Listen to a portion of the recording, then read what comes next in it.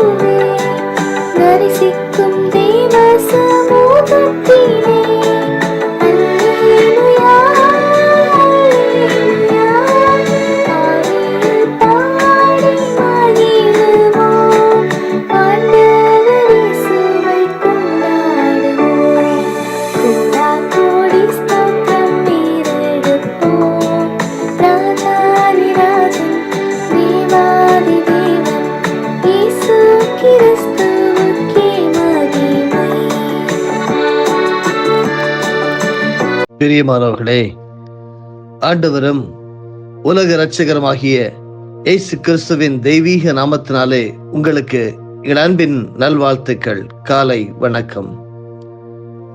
Godwin John ministries தொகுத்து வழங்கும் தினம் ஒரு சத்திய வார்த்தை ஆடியோ நிகழ்ச்சிக்கு உங்களை அன்புடன் வரவேற்கிறோம்.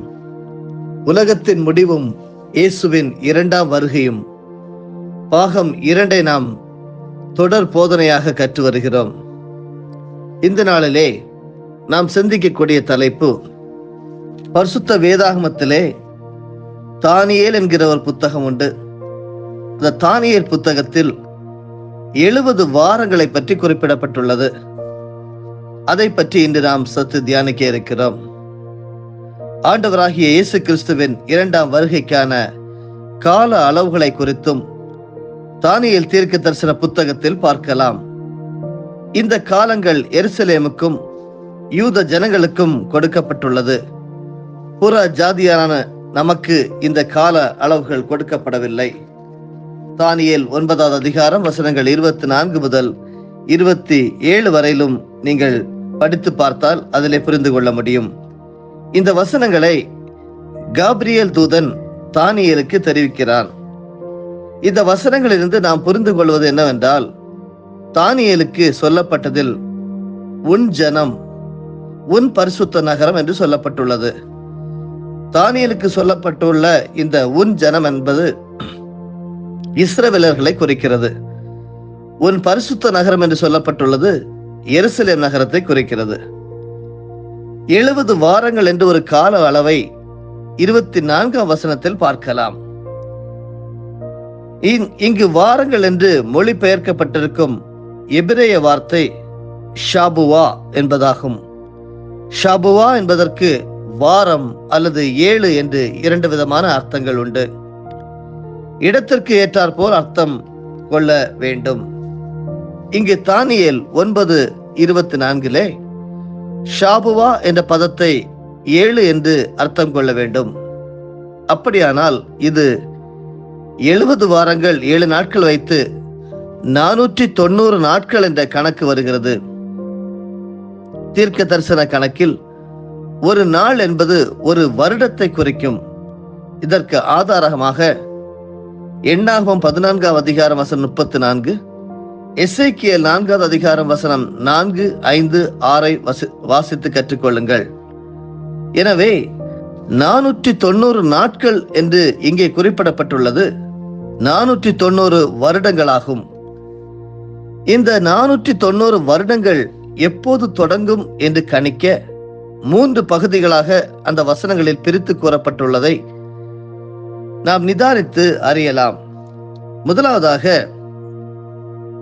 எருசலேமை திரும்ப எடுப்பித்து கட்டுகிறதற்கான கட்டளை வெளிப்படுவது முதல் பிரபுவாகிய மெசியா வருமட்டும் 7 வாரமும், அதாவது 7 ஷாபுவா.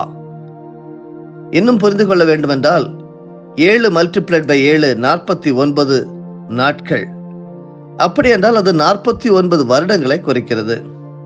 இரண்டாவதாக 62 வாரம் செல்லும் என்று எழுதப்பட்டிருக்கிறது. 62 ஷாபுவா.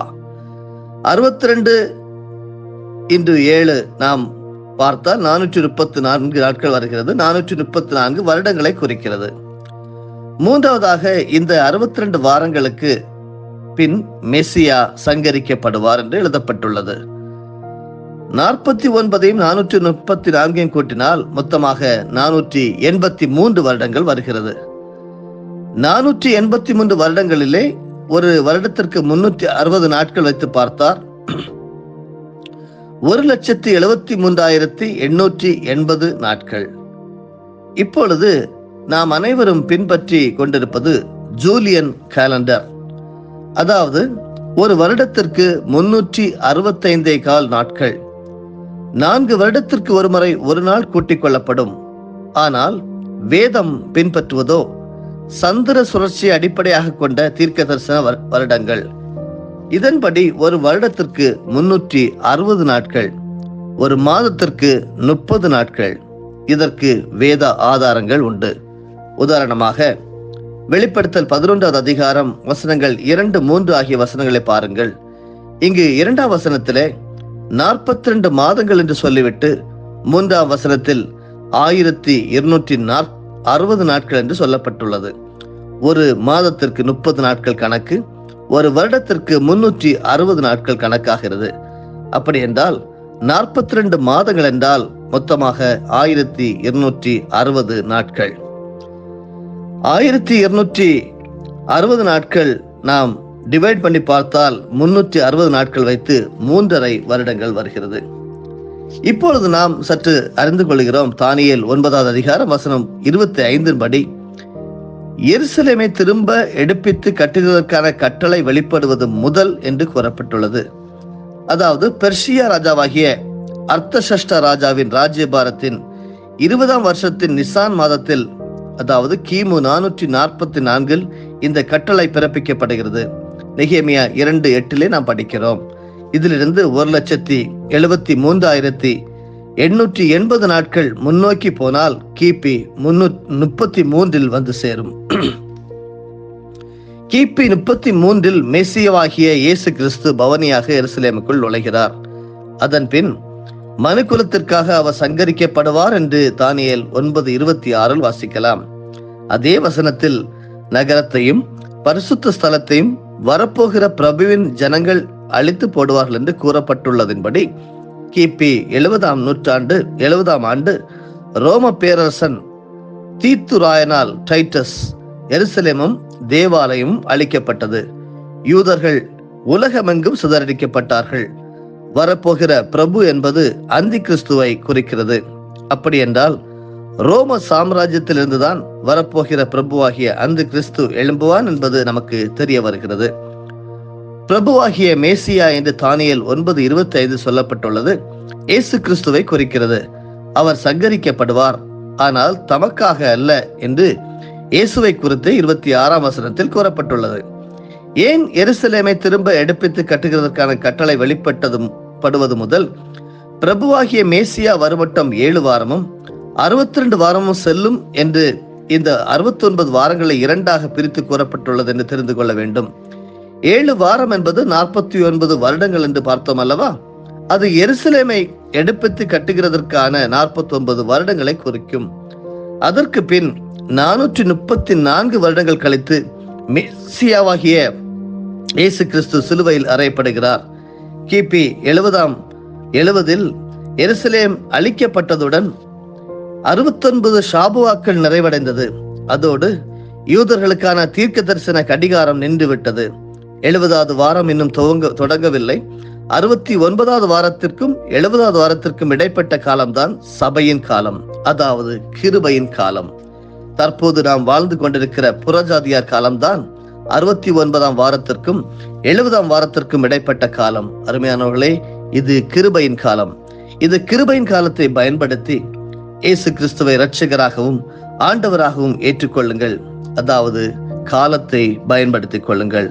சரித்திர குறிப்புகளிலிருந்து தெரிந்து கொள்வது என்னவென்றால், ராஜாக்களுடைய கட்டளைகள் மாதத்தின் முதல் நாளில் தான் பிறப்பிக்கப்படுமாம். அப்படி என்றால் அர்த்தசாஸ்திர ராஜா நிசான் மாதம் 1ஆம் தேதி எருசலேமை எடுப்பித்து கட்ட கட்டளை பிறப்பித்திருப்பான். சரித்திர குறிப்புகளிலிருந்து இயேசு கிறிஸ்து பவனியாக எருசலேமுக்குள் நுழைந்தது கிபி 33ஆம் ஆண்டு நிசான் மாதம் 10ஆம் தேதி என்று தெரிய வருகிறது. பரிசுத்த வேதாகமம் இதை தீர்க்க தரிசனமாக முன் அறிவித்ததை யாத்திராகமம் 12ஆம் அதிகாரம் வசனம் 2 மற்றும் 3 நாம் பார்க்கலாம். வாசிக்கிறேன். இந்த மாதம் உங்களுக்கு பிரதான மாதம், இது உங்களுக்கு வருஷத்தின் முதலாம் மாதமாய் இருப்பதாக நீங்கள் இஸ்ரவேல் சபையார் யாவரை நோக்கி, இந்த மாதம் 10ஆம் தேதியில் வீட்டு தலைவர்கள் வீட்டுக்கு ஒரு ஆட்டுக்குட்டியாக ஒவ்வொரு ஆட்டுக்குட்டியை தெரிந்து கொள்ள கடவர்கள் என்று நாம் வாசிக்கலாம். இங்கு முதலாம் மாதம் என்று கர்த்தர் இவர்களுக்கு சொல்லியிருப்பது நிசான் மாதம் என்று சரித்திர குறிப்புகளிலிருந்து தெரிந்து கொள்ளலாம். நிசான் மாதம் 10ஆம் தேதி இவர்கள் பஸ்கா ஆட்டுக்குட்டியை தெரிந்து கொள்ள வேண்டும். உலகின் பஸ்கா ஆட்டுக்குட்டியாக தேர்ந்தெடுக்கப்பட்ட ஆண்டவராகிய இயேசு கிறிஸ்து கிபி 33இல் நிசான் மாதம் 10ஆம் தேதி எருசலேமுக்குள் நுழைந்தார். அருமையானவர்களே, இது சரித்திர குறிப்பு. தானியேலின் 70 வாரங்களை குறித்து தொடர்ந்து நாம் வரக்கூடிய நாட்களிலும் நாம் தியானிப்போம். ஆண்டவர் உங்கள் ஒவ்வொருவரையும் ஆசீர்வதிப்பாராக. ஜெபிப்போம். பரலோகத்தின் நல்ல தகப்பனே, ஆண்டவராகிய இயேசு கிறிஸ்துவின் மூலமாக உம்மிடம் வருகிறோம். நாங்கள் ஆசீர்வதிக்கப்பட்டவர்கள். நீர் எங்களை தெரிந்து கொள்ளப்பட்ட ஜனமாக நீர் பிரித்தெடுத்திருக்கிறீர். உம்முடைய வருகையையும் இந்த உலகத்தையும் முடிவையும் பற்றி நாங்கள் கடந்த நாட்களிலே கற்று வருகிறோம். கற்றுக்கொள்ள முடியாத ஆழமான சத்தியத்தை பரிசுத்த ஆவியானவர் எங்களுக்கு அழகாக போதித்து தருகிறீர். உமக்கு நாங்கள் ஸ்தோத்திரங்களை நன்றிகளை எடுக்கிறோம். எத்தனை பேருக்கோ கிடைக்காத நல்ல பாக்கியம் கர்த்தாவே நீர் எங்களை தந்திருக்கிற ஸ்தோத்திரம். கேட்டுக்கொண்டிருக்கிற ஒவ்வொரு பரிசுத்தவான்களையும் உடைய கரங்களிலே ஏந்தி செபிக்கிறேன். புரிந்து கொண்டு பிறருக்கும் அதை பிரசங்கிக்க கர்த்தர் உதவி செய்வீராக. உலகமெங்கிலும் உடைய நாமத்தை பிரஸ்தாவப்படுத்துகிற ஒவ்வொரு இடத்திலும் வந்து ஆசீர்வதிப்பேன் சொல்லியிருக்கிறீர். ஆசீர்வதிக்க வேண்டுமா செபிக்கிறோம், சமர்ப்பிக்கிறோம். அருமையான நாளாக, ஆசீர்வாதத்தின் நாளாக இந்த நாளை கட்டளை கொடுக்கிறோம். இயேசு கிறிஸ்துவின் மூலமே பிதாவே, ஆமென். என் ஆத்துமாவே கர்த்தரை ஸ்தோத்தரி, என் முழு உள்ளமே அவருடைய பரிசுத்த நாமத்தை ஸ்தோத்தரி. என் ஆத்துமாவே கர்த்தரை ஸ்தோத்தரி, கர்த்தர் செய்த சகல உபகாரங்களையும் மறவாதே. ஆமென்.